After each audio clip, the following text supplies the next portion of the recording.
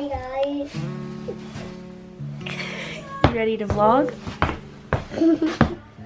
Okay, let's go outside. Let's go.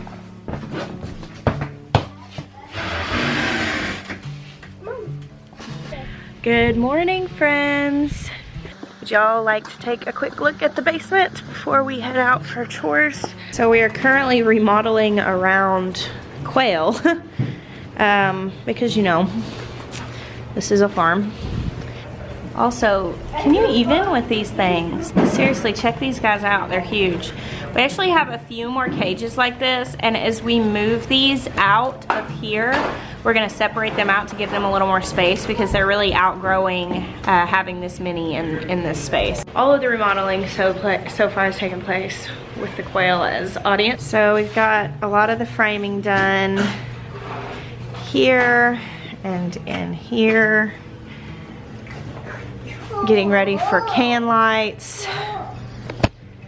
Should we tell them, where's that transformer, or the surge protector? And actually we had a little bit of a crazy event happen yesterday. So we have needed to replace our heating and air unit since we moved into our house. It's just been barely functional. Our house was a foreclosure. It was really vandalized, and so we had done as much as we could when we first moved in. And essentially Jeremiah made the decision that we were gonna go ahead and get that done now. My cousin's husband is a HVAC guy. He is great at what he does and is taking good care of us. He is honestly really good. If you are local, if I can put his info. Yeah, I don't think he would appreciate that. But if you are local and you need an HVAC guy, I highly recommend him. Not just because he's family, but he is really awesome at what he does. He's just a really honest guy that takes care of people. So we decided to go ahead and do the HVAC and just completely replace everything. All the ductwork needed to be torn down, but while the ceiling was open, we decided to go ahead and do it instead of having to tear it out later. In doing that, we discovered some faulty wiring down here in our basement, and yesterday essentially Jeremiah's gonna explain it because he can tell you exactly what happened. All of this was shut off, or supposed to be shut off, so we were testing everything. Everything was showing no power, but there was these lights hanging here, and this was running to them to run to that switch. So I cut this wire, and it wasn't supposed to have power.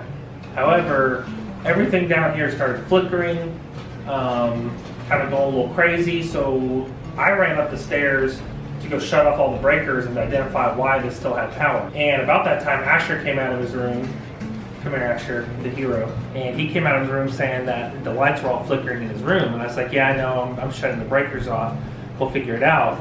And as he turned around to go back into his room, he literally freaks out and was like, the house is on fire. I'm like, what, where? He's like, it's in your room. I ran into our room, and I keep a little power strip next to our bed to plug in my phone charger and different things, and it had started melting and caught fire. Now, not like engulfed in flame, but it was sitting pretty close to our mattress. And it was melting. It was melting. And so the stuff around it was melting. I flipped all the breakers off so that the power had stopped. So I unplugged it, blew the little flames out, and took it outside. But it just really scared us because it was really close to a mattress. So we were really thankful. We are still very thankful. It was one of those moments of just providence where you're just like, wow, because Asher was gonna ride with me and literally like last minute had said, I think I'm gonna stay here instead. You know, we homeschool, and so I had to take my sister-in-law to the airport. Other kids came with me, and he decided to stay here and finish his school earlier instead of having to wait to get back to get started. And like, had he not been here to see that, Jeremiah could have easily come back downstairs. There was nobody upstairs, and my bed was just piled up with all the kids' Christmas presents, and oh my goodness, like, just thinking about the what ifs of that situation. We're so thankful. There's an electrician coming today to get all of our electricity up to snuff, to look at everything, replace our breaker boxes, all that stuff. So we started with a small, easy remodel. It turned into a large one. That's how it always does. Our house is gonna be awesome after this. Merry Christmas to us, right, Maya? What you got? Huh? A water thing? We're gonna go make a waterer for our pigs, right? Yeah. Yeah. Can I say hi to our friends? Yep. Hi. What do you want to show them today? Our garden. Our garden? You want to go show them the garden? Go take a look at the garden. Mama. So we're ready here to move some pigs down here. We just got to get another energizer.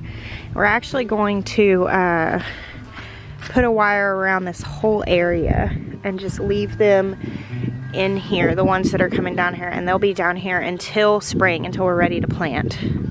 If it proves that they're not able to really till this up, having so much space, we'll go ahead and separate it and give them a little more isolation to certain spaces, but I think it'll probably be fine, judging how they've done with the space that they have back there.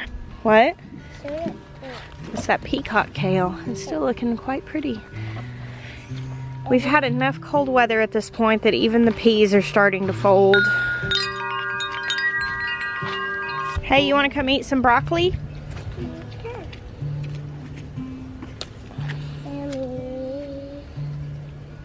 Pretty good, huh? Here, I wanted to show you guys something here with my little tub.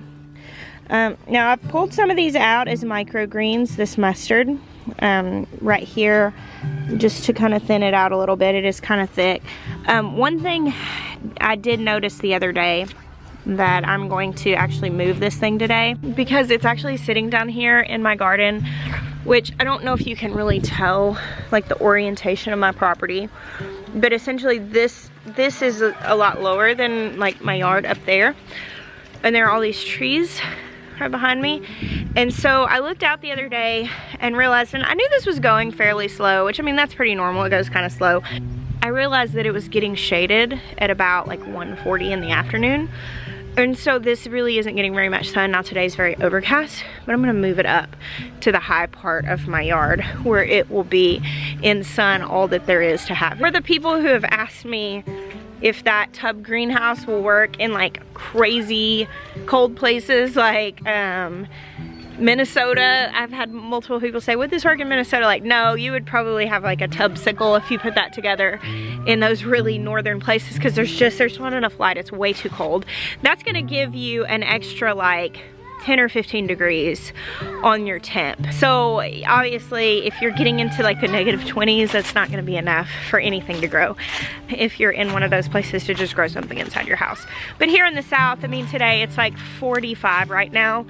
And so my main thing is it's growing, and I've even got real leaves developing, but it's just going kind of slow. But then I realized it's really just not getting as much light as it could in other places in my yard. So I'm gonna move it up. Look at this motley crew. Hey beauties. Hey beautiful girls. Today, Maya is on a mission to turn these into waterers for our pigs.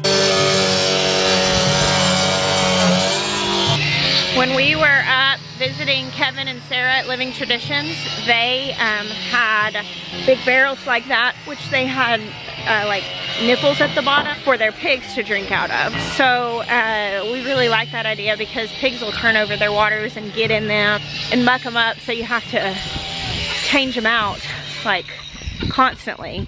And so we were really excited to see that idea. That's what we're gonna do. Oh, look at Kitten George hanging out in the goat barn, minding his own business for once. So a couple of my goatee girls are not bred, and they are ready to go. This one, that one, and this one. Hey Mags, hey sweet baby. Are you with child, little Maggie? She's a wide load. She's starting to get a little bit of an udder, I noticed today. Maggie has kidded before. She gave me twins, not this year, but last year. She didn't kid this year. And I've got her bred to our Nubian, but I did not want to breed her to the Saanen because I felt like he would be too big for her, and I was afraid that we might have some complications in kidding. So I think that she'll be my first one to kid, and she's gonna be due in January.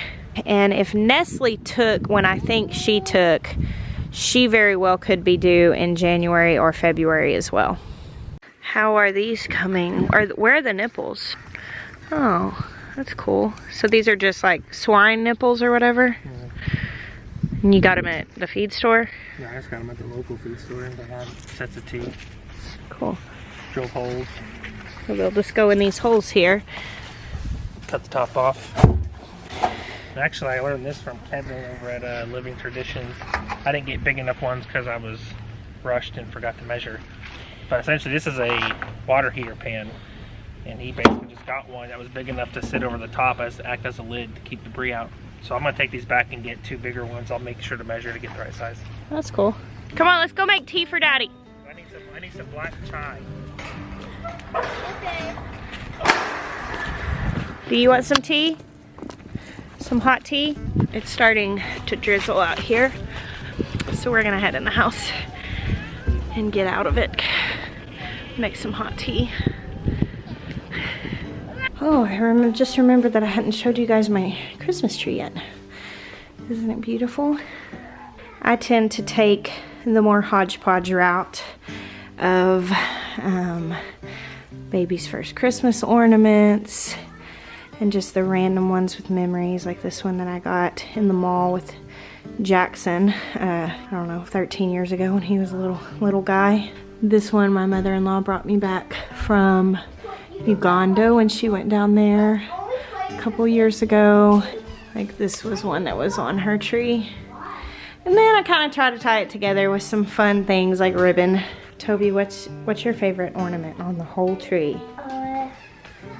I bet I know it. The popsicle and the ice cream. Yeah, there's a popsicle ornament that we have had for a lot of years. I don't really remember where it came from. I want to say probably somewhere like Hobby Lobby, and one of the big boys picked it out when they were really little. It's not breakable, so it's lasted a long time. 6 kids coming up, and pets, dogs. My tree has been turned over by a dog before. We've had cats climb the tree. You know, all of the struggles of trying to have a Christmas tree with children and animals. And the popsicle has persevered, and they all have memories. All my kids, when I pull the popsicle out, they're like, the popsicle. They all have a memory of trying to lick the popsicle at some point. So, but yeah, that's my Christmas tree. I'm rather fond of it. You love it? Mm-hmm. It's a pretty tree. Also, we got this little glass snowman. Yeah, I bought that snowman when I was pregnant with Jackson. See, it has his name on it. Another thing I started doing, and I have a whole stack to put up, but I've started hanging the Christmas cards that came in from you guys. Maya didn't like them being right there because that's where he goes and scratches his back like Blue the bear. So I'm gonna have to find a different place for him. But I have a stack of those, and if you want to send us a Christmas card or holiday card, we would love to receive it from you with, you know, just either if it's just a card or if you want to send a picture of your family. I would love to display that. I don't know exactly what I'm gonna do. I'm gonna come up with something to hang those up and display them in our living room. So I'm really excited about that. I'm so excited to be able to share this holiday season with you guys. It's really special to me. We actually are having some really exciting guests come and spend Christmas with us this year. We're gonna have the Holler Homestead here with us for Christmas. They were going to be in our area. They were going to come visit us in December, and they were gonna be in the area. And I finally kind of thought about it, and I was like, wait, where are you guys gonna be for Christmas? And they're like, you know, camping somewhere. And I was like, no. You guys gotta come spend Christmas with us. So we're so pumped. We're gonna have so much fun. It's just a really kind of sweet thing the way that that worked out, because this is our, you know, our first year without Maya's mom.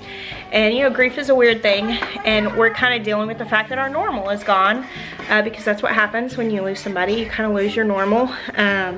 You find a new normal. And this year, it just really worked out precious for us that we got to be a place for a family to come, kind of have a home at Christmas while they're looking for their home. And also, they kind of get to take part in us finding our new normal. So I think that's really sweet and just really precious how that worked out. So thank you guys so much for watching. I'm going to go make hot tea. Tea for this beautiful little boy. You want some hot tea? Yeah. But I thank you so much for watching. I bless you. Until next time.